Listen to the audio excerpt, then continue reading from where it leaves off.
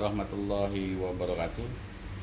Kawan-kawan sekalian, saya ingin menjelaskan beberapa hal tentang Sriwijaya FC.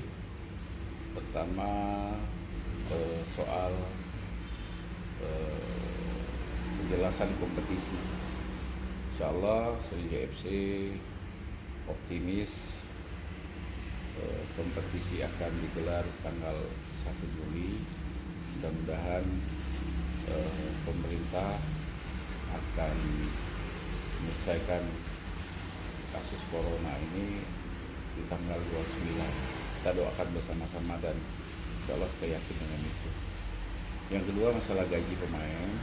Sampai sekarang kita bulan Maret sudah gaji full, tinggal gaji pemain bulan April, Mei, Juni.